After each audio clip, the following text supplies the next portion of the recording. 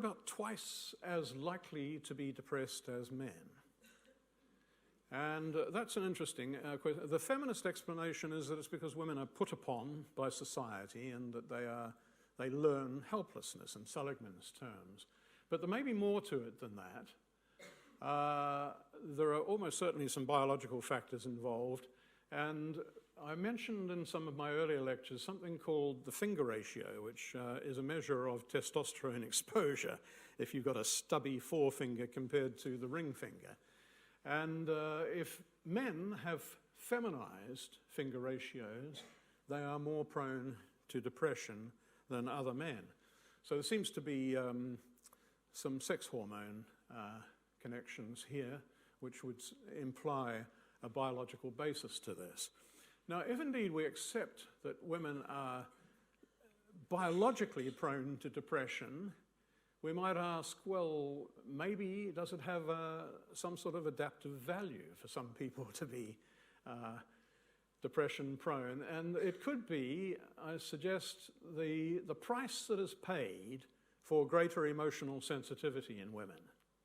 Plenty of research to confirm that fact. They have more empathy and social communication skills, but a tendency towards anxiety, depression, and neuroses of one sort or another might be a byproduct of that. One might also ask about the possible selective value of short cert genes.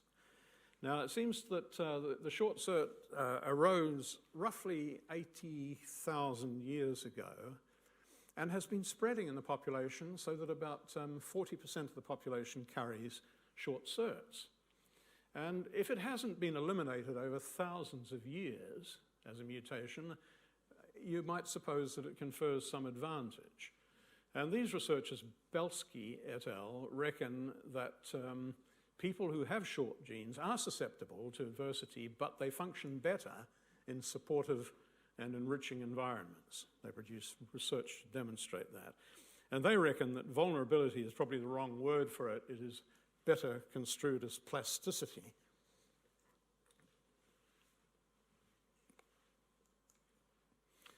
And a final point here, that depression seems to be on the increase, but is it really?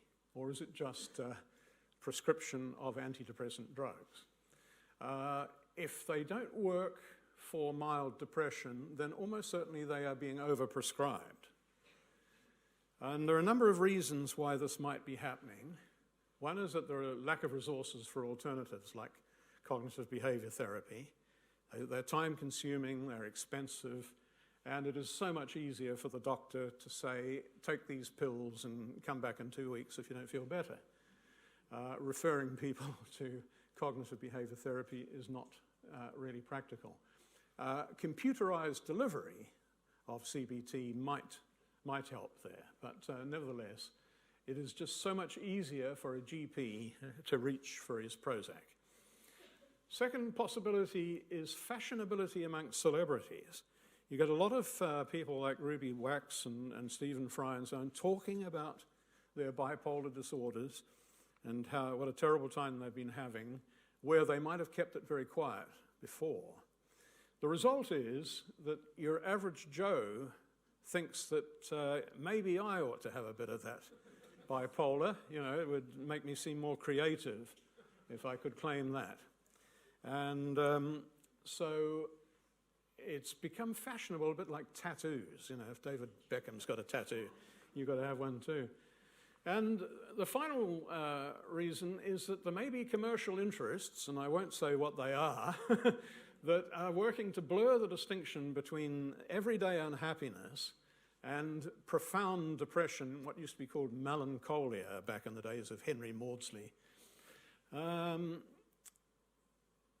And this is a quote from a friend of mine, Jim Wright, an old school friend who's now a professor of psychiatry in Auckland, in an email to me, says there is an enormous amount of money to be made from prescribing marginally effective medications to large numbers of people.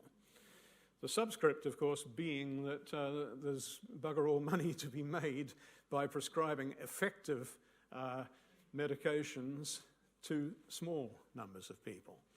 So there may be forces at work to extend the title depression into more everyday forms of unhappiness.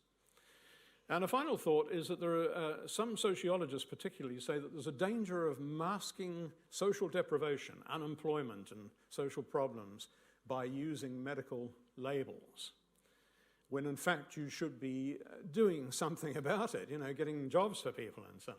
There are certain Welsh valleys.